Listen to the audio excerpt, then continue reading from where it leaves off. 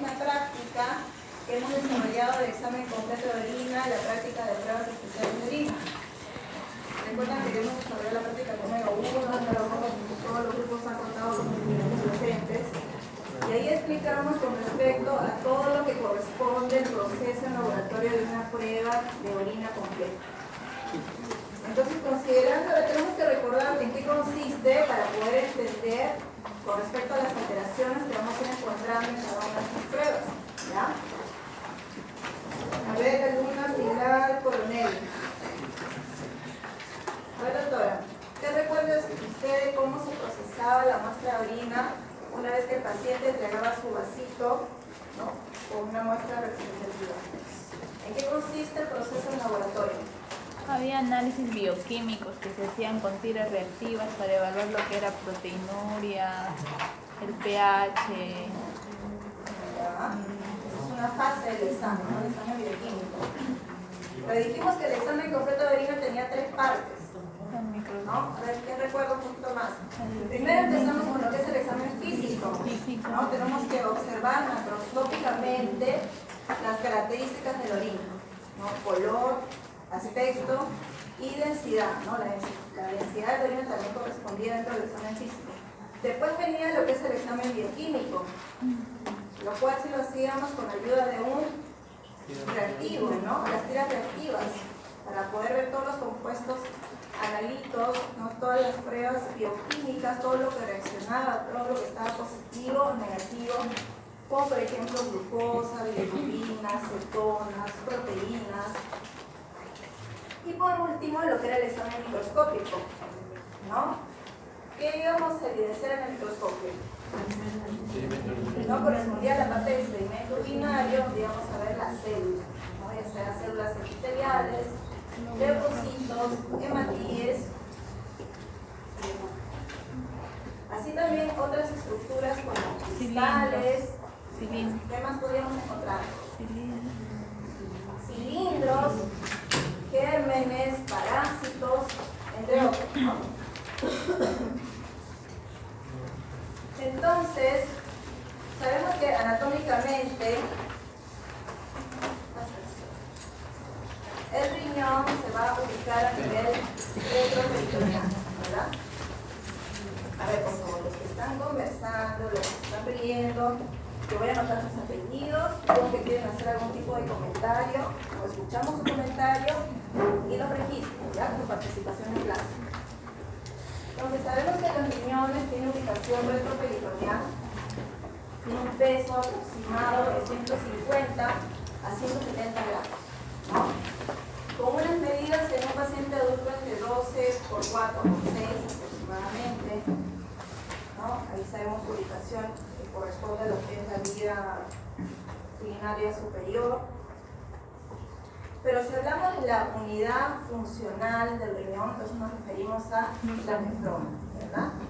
La nefrona que está conformada por lo que es el glomérulo, el túbulo proximal, el túbulo vital y la asa de Henle. Entonces, ¿cuáles vienen a ser en sí las funciones del riñón? ¿No? Eliminar los desechos, eliminar las toxinas. Cuando hablamos de eliminar los desechos del metabolismo, por ejemplo, ¿a qué nos referimos? ¿Qué pruebas de laboratorio puedo solicitar para poder corroborar que el paciente esté eliminando desechos de la sangre? Porque sabemos que por el riñón se filtra toda la sangre, ¿no? Es un órgano que nos ayuda a depurar, a desintoxicar, a lo mismo que el hígado. Entonces, ¿qué puedo eliminar a nivel del riñón? Que yo puedo pedir un examen de laboratorio. A ver, un punto adicional en la calificación.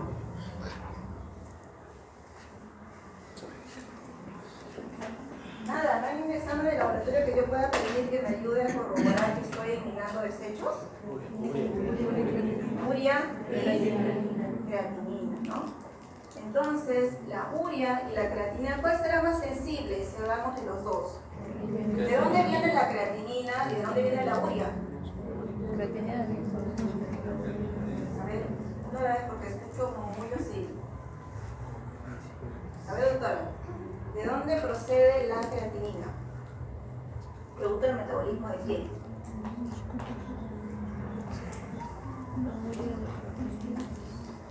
producto del metabolismo de la creatina, que se ubica a nivel de la masa muscular, ¿no? Entonces depende de la masa muscular del paciente. Para esto entonces se reproduce. Adelante. Es un paciente con desnutrición, paciente con alguna enfermedad crónica, muy aparte de alguna patología renal, puede tener su creatinina por valores inferiores, por debajo del valor referencial, pero esto se reproduce en qué? Que tiene una masa muscular muy disminuida, ¿no? Y en lo que es la urea, ¿de dónde proviene la urea?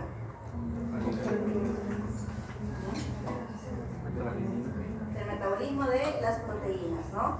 ¿Dónde se sintetizan las proteínas? A nivel hepático, ¿no? Pero también vienen de la ingesta. Entonces no solamente es endógena, sino también tiene procedencia exógena. A diferencia de la creatinina, que solamente viene de la parte endógena, del músculo, ¿ya? Por lo tanto, ¿cuál es más sensible? La creatinina, ¿no?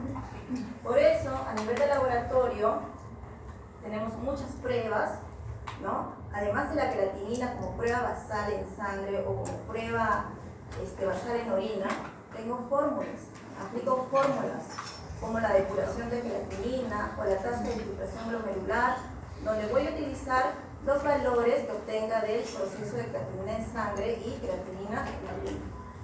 Otra de las funciones del riñón es regular el equilibrio hidroelectrólico, ¿no? Acá nos referimos al agua, al sodio, regular el pH. Así también tiene función de producción de hormonas. ¿Cómo qué tipo de hormonas? La renina-angiotensina, ¿no? La eritropoyetina. Por eso es que el paciente nefrópata va a ser generalmente intenso, anémico, ¿no? La vitamina D, ¿sintetiza la vitamina D o qué es lo que pasa con la vitamina D? Ahí se activa. Se activa, ¿no? Se activa. Entonces ese metabolito activo es el que ayuda para que se absorba el calcio a nivel intestinal, ¿no? Así también el riñón sintetiza ciertas prostaglandinas. Prostaglandinas que son de importancia para que participen en el proceso inflamatorio, ante un broncoespasmo, en el caso de una contracción uterina, para la vasodilatación renal, entre otras funciones, ¿no? Entonces, cuando hablamos de síndrome renal o síndrome nefrológico, ¿a qué nos referimos? Nos referimos a las manifestaciones clínicas y de laboratorio que se van a reflejar en alteraciones de la integridad funcional y morfológica de las estructuras renales, ¿no? Entonces, ya ahora que nos hemos acordado de estos exámenes de orina, como el examen básico, el examen completo de orina, cuando nosotros encontramos anormalidades en el sedimento urinario, es decir, en el examen microscópico, ¿qué síndromes parten a raíz de esta alteración? Podemos encontrar una hematuria aislada, podemos llegar a concluir que es un paciente con síndrome nefrítico, paciente con una leucocituria aislada o secundaria a algún proceso infeccioso. Cuando hablamos de anormalidades en el examen de uroanálisis, acá nos referimos al examen bioquímico de la orina, ¿no? Hemos dicho que usamos una tira reactiva, ¿no? Por ejemplo, que tenga proteínas positivo, ¿no? Que se trate de un paciente con proteinuria aislada, o un paciente que está haciendo ya síndrome nefrótico. Cuando hablamos de anormalidades en el volumen de la orina, en el caso de un paciente que haya entregado su orina de 24 horas, que sabemos que lo normal, aproximadamente cuánto es el volumen que elimina un paciente adulto en 24 horas de orina. ¿De cuánto? Entre 1,2 litros a 1,500 litros, hasta un poco más, ¿no? Pero tenemos el caso de que puede darse una mala recolección de la muestra de orina, o que realmente se trata de un paciente que esté haciendo oliguria, anuria, poliuria, y para eso tenemos que verificar que el paciente ha recolectado adecuadamente su muestra, ¿verdad? En la clase de la práctica hemos explicado varias veces lo que corresponde a la recolección de orina de 24 horas. Entonces, la alumna Yesenia Grasa. A ver, doctora, ¿nos puede hacer recordar de qué manera tiene que recolectar el paciente su orina de 24 horas?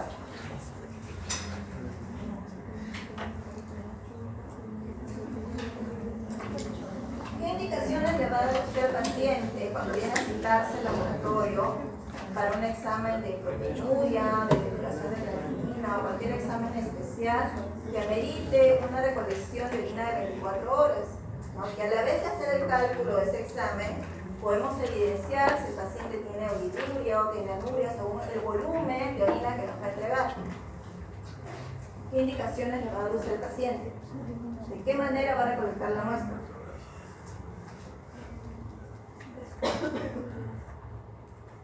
Después de tener la primera orina, la recolecta hasta el día siguiente, en una botella de un litro ¿De una botella de? 3 litros o más. Ya, le decimos al paciente, entonces, porque nos basta que sea un envase limpio, puede ser una botella de gaseosa de 2, 3 litros, que la dé bien su botella y ahí va a empezar a recolectar todo lo que viene 24 horas. Pero ¿qué indicación especial le damos? Por ejemplo, que empiece a contar de las 6 de la mañana hasta las 6 de la mañana del día siguiente. Que la primera orina tiene que desechar. Y empieza a recolectar a partir de la segunda orina hasta lo que viene el día siguiente a las 6 de la mañana.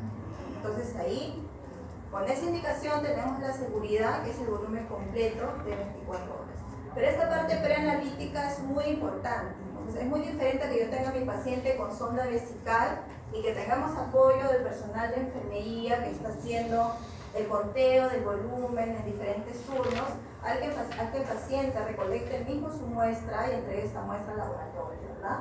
Entonces, por lo tanto, tenemos que dar las indicaciones correctas. Tenemos que hacer la anamnesis que corresponde para verificar de que está entregando una muestra correcta. Tal vez no entendió bien la indicación. Tenemos pacientes ancianos, muy ancianos, que viven solos, que no hay quien nos apoye, que a veces juntan la orina 2, 3 días y nos quieren entregar 3, 4 botellas, ¿no? Pensando ellos, asumiendo de que han hecho lo correcto. O pacientes que solamente pues, juntan en una botellita personal de agua de 500 mililitros, ¿no? Porque eso entendieron que tienen que entregar, basta llenar una botellita y eso tienen que entregarlo para el proceso. Nos hemos salido un poco del tema. Así también, en lo que son las anormalidades de la tasa de filtración glomerular, ¿no? Acá, a partir de este examen de tasa de filtración glomerular, para lo cual yo aplico una fórmula y necesito un examen de creatinina en sangre, a partir de este examen puedo determinar si el paciente está con un cuadro de insuficiencia renal aguda o insuficiencia renal crónica. También tenemos que evaluar si el paciente está presentando tubulopatías o infecciones urinarias. ¿Cómo podría yo sospechar de que el paciente está presentando algún tipo de tubulopatía? A raíz del examen completo de orina. ¿Qué hallazgo puedo encontrar yo en el sedimento urinario para poder sospechar de que el paciente está presentando tubulopatías? ¿Ah? Cilindros. ¿Qué más podría ser? ¿Células epiteliales de qué tipo? Dijimos que las células epiteliales, ¿no?, del aparato urogenital están divididas en 3 tipos: las escamosas, las transicionales y las tubulares. Las tubulares que son redonditas, más pequeñitas. Entonces, cuando yo encuentre en el examen microscópico células tubulares, epiteliales tubulares, la presencia de cilindros, y además, por ejemplo, en el examen bioquímico de la orina, presencia de proteínas, ¿no? Toda esa unidad ya me hace sospechar de que el paciente pueda estar presentando algún tipo de tubulopatía. ¿Y en qué caso voy a sospechar de que el paciente esté presentando una infección urinaria a raíz de mi resultado de examen completo de orina? Si hay hallazgos positivos voy a tener. Ya, en el examen microscópico, leucocitos. ¿Qué más? Hematíes, puede haber hematíes. En el examen bioquímico, ¿qué puedo encontrar? Presencia de nitritos, ¿no? ¿Qué más puedo encontrar? Y si hablamos nuevamente del examen microscópico, si realmente existe una infección, ¿qué voy a evidenciar aparte de los leucocitos y los hematíes? Los gérmenes y las bacterias, ¿no? Que van a estar en pleno movimiento. Entonces, secundario o como prueba adicional al examen completo de orina, ¿qué examen voy a solicitar? ¿No? Entonces, ¿qué nos dice la bibliografía? ¿No? Para hacer un diagnóstico adecuado, primero debo basarme en un diagnóstico sindrómico, es decir, según el cuadro clínico del paciente y según las pruebas de laboratorio. Posterior a esto, puedo solicitar un diagnóstico histológico, ¿no? Si esto no es concluyente, entonces iría un diagnóstico histológico, que ya es algo invasivo, ¿no? ¿Para qué? Para poder al final determinar el mecanismo patogénico y el agente etiológico. Entonces, cuando nos referimos a las alteraciones del sedimento urinario, dijimos que puedo encontrar tres alteraciones: hematuria aislada, síndrome nefrítico o leucocitis. Cuando hablamos de hematuria aislada, nos referimos a que voy a encontrar cuántos hematíes en el sedimento urinario por campo. ¿Hasta cuánto es lo normal según el reporte de un sedimento urinario? Hasta 2 hematíes, ¿no? Por lo tanto, a partir de 3 hematíes, yo ya lo voy a considerar como una hematuria aislada.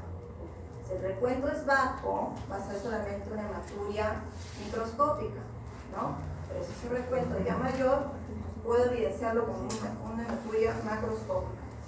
En este caso de hematuria aislada, no voy a encontrar alteración de la tasa de filtración glomerular. Los azoados van a ser normales. Cuando hablamos de azoados, ¿a qué nos referimos?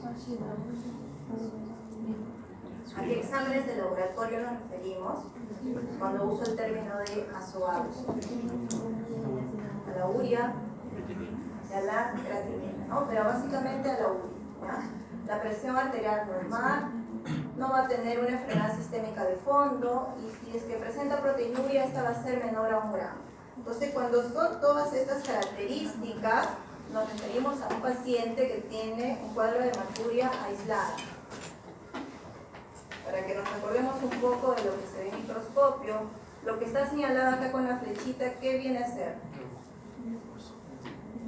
Es una célula, ¿no?, más grande que estas pequeñitas, tiene gránulos dentro. Entonces, esto es un leucocito. Este es un leucocito. Y todo lo que está alrededor son hematíes. Entonces, yo observo este campo en microscopio y diré que tiene más de 100 hematíes por campo, ¿no? Tengo que revisar obviamente más campos en la lámina que estoy observando del sedimento urinario. Pero en este caso yo puedo reportarlo más de 100. Ahora, hemos dicho cómo se va a detectar este examen, ¿no? Con la ayuda de la tira reactiva. También me va a indicar si existe o no presencia de sangre. Y esto yo lo puedo corroborar en el examen microscópico. Pero estas tiras reactivas son sensibles. Entonces puedo encontrar exámenes con resultados falsos positivos. ¿En qué casos? En el caso que sea liberado hemoglobina libre, en el caso que exista presencia de hemoglobina. ¿En qué caso el resultado va a ser falsamente negativo? Cuando el paciente está haciendo una ingesta excesiva de vitamina C. Ahora, para establecer el origen, ¿no?, de esta hematuria, ya hemos dicho que tenemos que evaluar el color. Podemos realizar la prueba de los 3 vasos. Ya han llevado ustedes el segmento de nefrología en semiología, ¿no? Entonces ya conocen de este examen. Tenemos que evaluar si existe una presencia de coágulos, si existen cilindros hemáticos. Tenemos que diferenciar si esta hematuria es de origen nefronal o extranefronal, ¿no? Para poder evidenciar si el origen es nefronal, vamos a solicitar una biopsia renal. Si queremos evidenciar si es extranefronal, puedo pedir estos exámenes: calcio, ácido úrico en orina de 24 horas, exámenes de imagenología, como tomografía, ecografía renal. Bueno, eso es lo que corresponde al examen de los 3 vasos, ¿no? Si a nivel del primer vaso, la hematuria, digamos que proviene de la uretra, de próstata, ¿no? Si la hematuria persiste en los 3 vasos, viene de la parte renal. Si es en la hematuria terminal, de la región vesical. Entonces tenemos que considerar todas las causas que nos pueden originar hematuria, ya sea glomerular o extraglomerular. Si hablamos de nivel glomerular, tenemos las glomerulopatías primarias, ¿no? En el caso de la extraglomerular puede ser por enfermedad vascular renal, por enfermedad de túbulo intersticial, por enfermedades sistémicas, por infecciones glomerulares, por enfermedades hereditarias. Esto es lo que corresponde a nivel glomerular. Y en lo que es extraglomerular, por patologías a nivel de todo el tracto urinario, ¿no?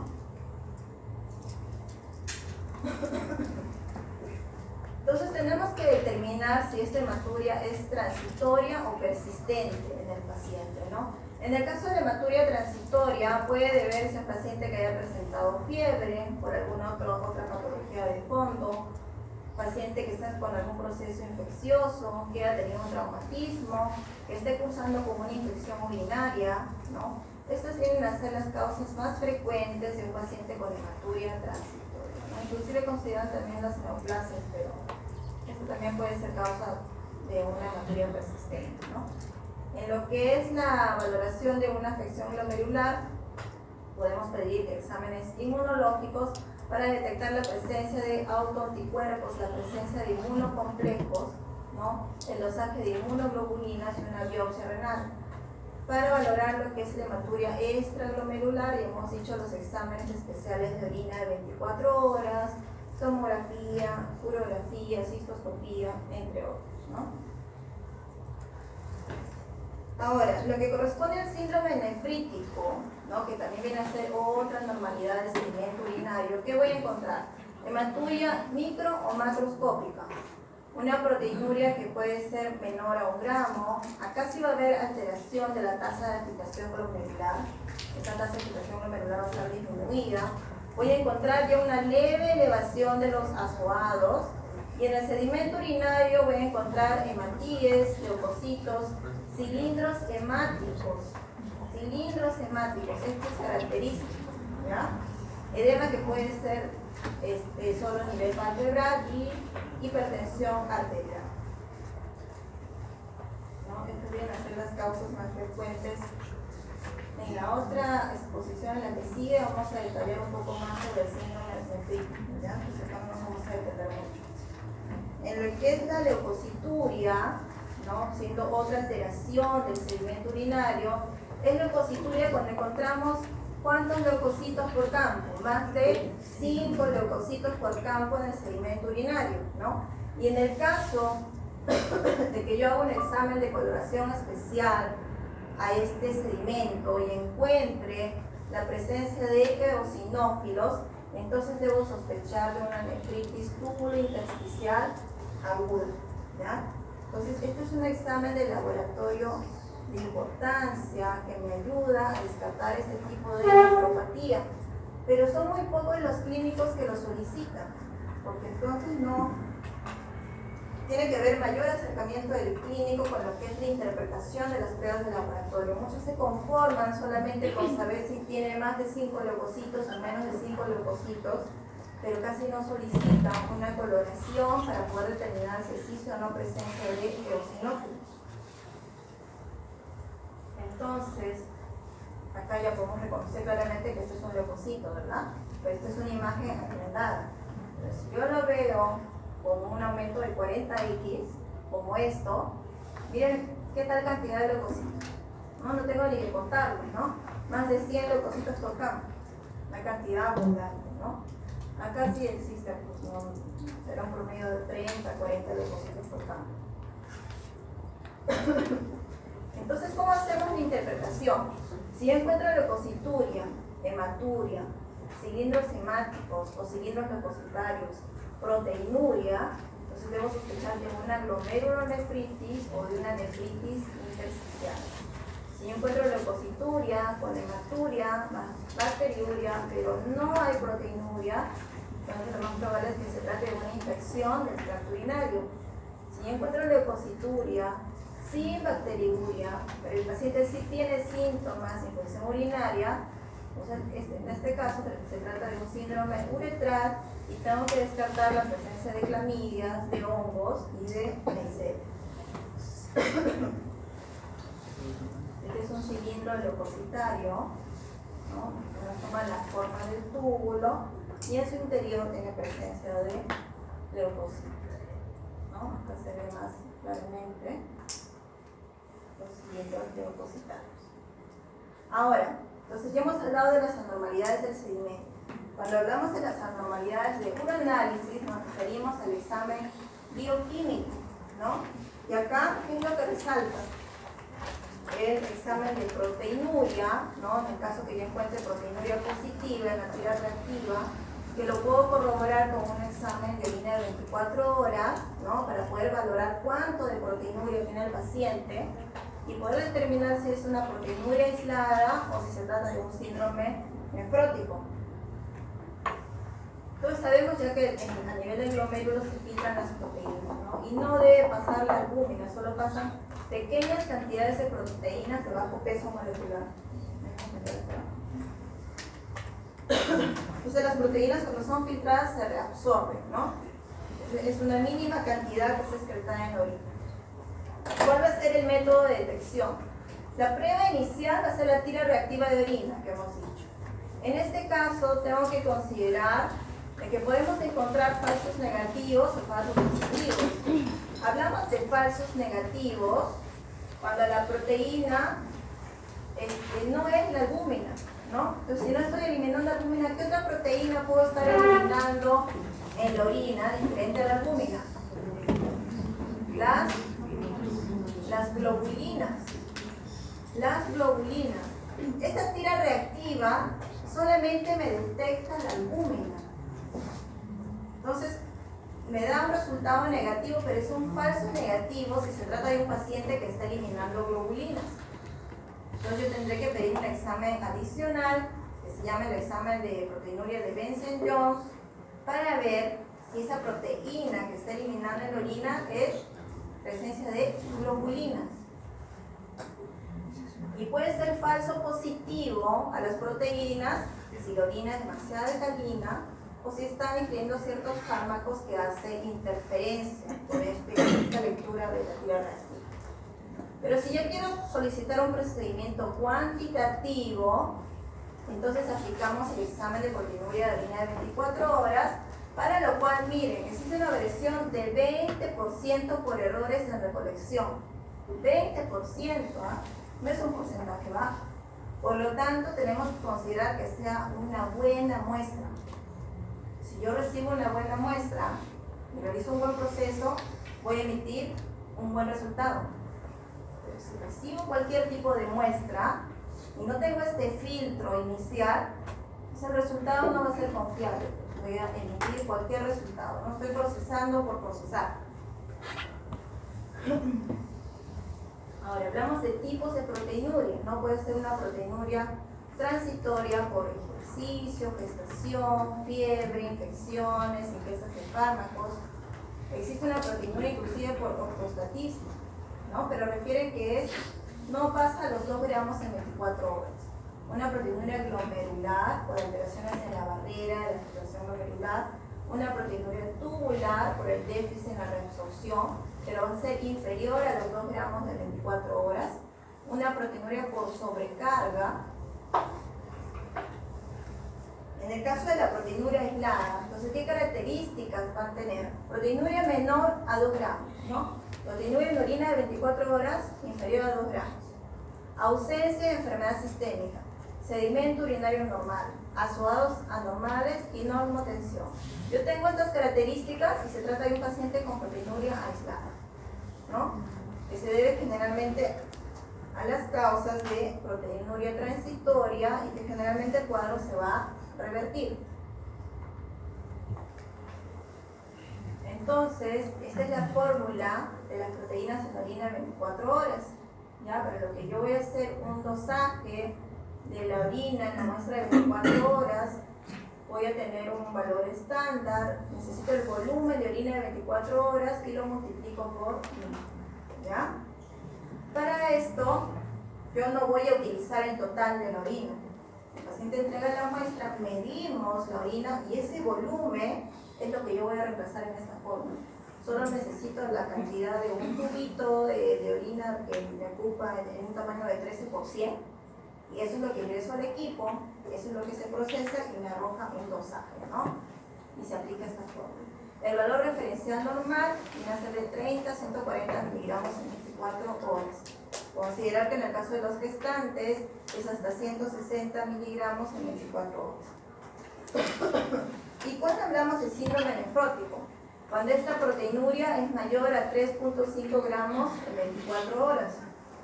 Cuando el paciente además va a presentar hipoalbuminemia, hiperlipidemia, lipiduria, cilindros granulosos, una mínima hematuria, o tal vez no lo encuentra, edema de inicio palpebral que puede llegar a presentar hasta anasarca, ¿no? Edema generalizado. ¿Y qué será la lipiduria?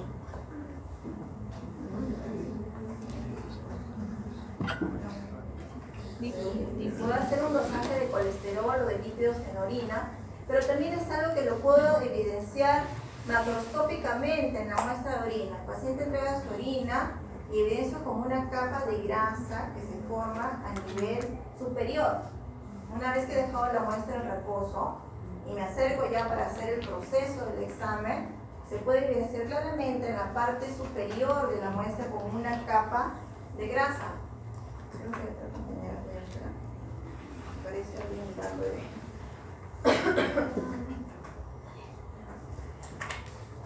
Entonces, este es un cuadro comparativo entre lo que es el síndrome nefrótico y nefrítico, ¿no? En lo que es la aparición, en el síndrome nefrótico es aparición lenta o insidiosa. En el nefrítico su presentación es más abrupta. Cuando hablamos de edema, hemos dicho en el síndrome nefrótico puede llegar hasta presentar anasarca. En el síndrome nefrítico también edema, pero menos marcado. La presión sanguínea, en el síndrome nefrítico sí tenemos paciente hipertenso, en el nefrótico es variable, generalmente no hay alteración de la presión.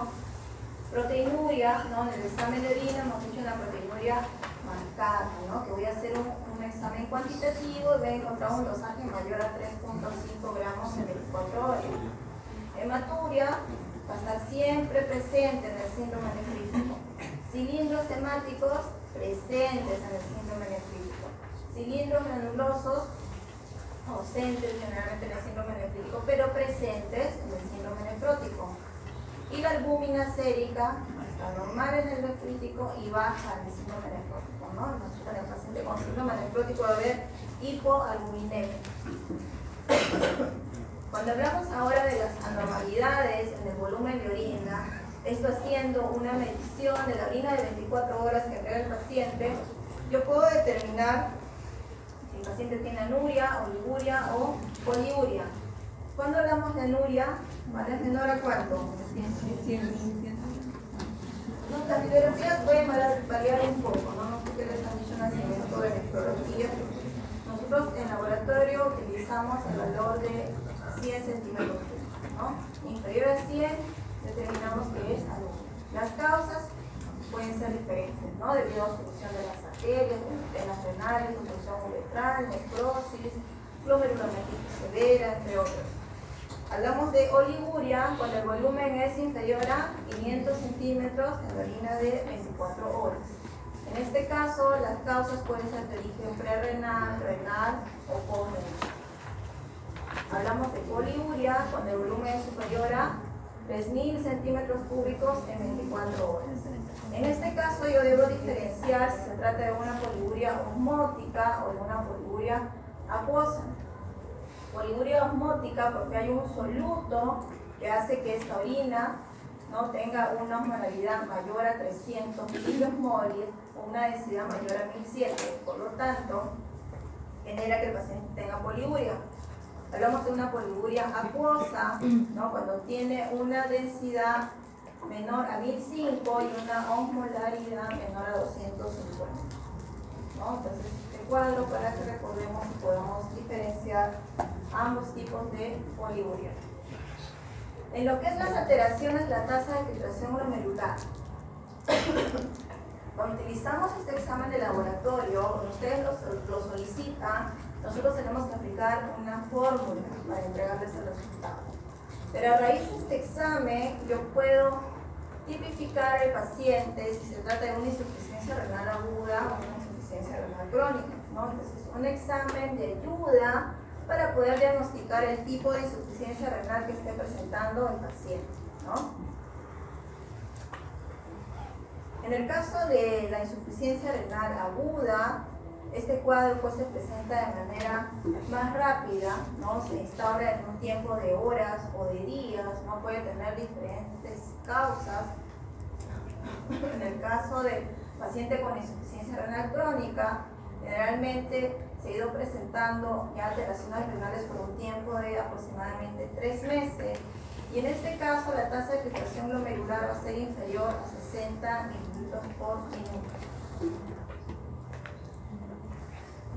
Este es el cuadro que utilizamos para tipificar la insuficiencia renal en el caso de un paciente generalmente ya en estadio crónico, ¿no? Si hablamos, bueno, estadio 1 cuando es mayor o igual a 90 en el caso de la tasa de filtración glomerular, daño renal leve, si está entre 60 y 89, daño moderado, si está entre 30 y 59, alteración severa de la tasa de filtración glomerular cuando está entre 15 y 29, y cuando tenemos una tasa de filtración menor a 15, el paciente ya está en una falla renal terminal, tiene que entrar a un proceso de diálisis. Estas son las fórmulas que utilizamos para ya la tasa de filtración glomerular. 140 menos la edad del paciente por el peso sobre 72 por la creatinina en sangre. Acá solamente necesito la creatinina en sangre. En la fórmula de depuración de creatinina, yo necesito creatinina en orina y creatinina en sangre. Entonces, ¿cuál de mis dos exámenes será más específico? ¿No? Si queremos utilizar la depuración de creatinina, ¿no? Estoy haciendo un dosaje tanto en orina como en sangre. Pero en el cuadro de estadios que les he mostrado, lo hacen en base a la tasa de filtración glomerular, ¿ya? Pero nosotros siempre recomendamos que complemente con el examen de depuración de creatinina. Para el examen de depuración de creatinina, utilizo esta fórmula donde reemplazo la creatinina en orina, multiplico por el volumen de orina en 24 horas, multiplico por 1.73 sobre la creatinina en sangre por 1440 y por la superficie corporal. ¿Por qué utilizaré acá este número de 1440, ¿no? En esta fórmula? Sabemos que todos los órganos, tenemos órganos que reciben gran cantidad de flujo sanguíneo, como el que es el cerebro, el hígado, el riñón. El riñón más o menos recibe la quinta parte, lo que viene a ser 1 litro por minuto. Entonces, si esto lo aplicamos a lo que es el tiempo de 24 horas, sería 1440 litros. ¿Ya? Por eso es que acá utilizamos esta cantidad, que es una constante que no varía. En los valores normales tendría ser, en el caso del varón, de 97 a 137 mililitros por minuto, y en el caso de las mujeres de 89 a 128 mililitros por minuto. Ahora, después de haber solicitado todos estos exámenes que son no invasivos, ¿no? Y acá a raíz de un examen completo de orina, de un examen de orina de 24 horas, de un examen de sangre, de urea, de creatinina, puedo complementar con una biopsia renal si es estrictamente necesario, ¿no? ¿Cómo en qué casos? En el caso de una hematuria glomerular aislada, ¿no? Que ha cambiado de patrón, ya encuentro proteinuria, elevación de creatinina, hipertensión, porque dijimos que en la hematuria aislada no hay elevación de los adecuados, ¿no? No hay ni alteración de la tasa de filtración glomerular, no hay hipertensión. Básicamente es un paciente que tal vez tenga proteinuria, pero, y hematía es presente, pero todo lo demás está normal, ¿no? Pero si esta hematuria cambia de patrón, pues a veces es necesario pedir una biopsia renal. Un paciente con síndrome nefrótico de origen no claro, igual síndrome nefrítico de origen no claro, insuficiencia renal aguda o subaguda, que no se recupera después de un tiempo de 4 a 6 semanas de tratamiento, paciente con creatinina elevada y riñones de tamaño normal, también. Entonces, todas estas serían las causas o los motivos para indicar una biopsia renal, ¿no? Que ya sería el último examen invasivo después de los exámenes que hemos mencionado. Esta es la primera parte.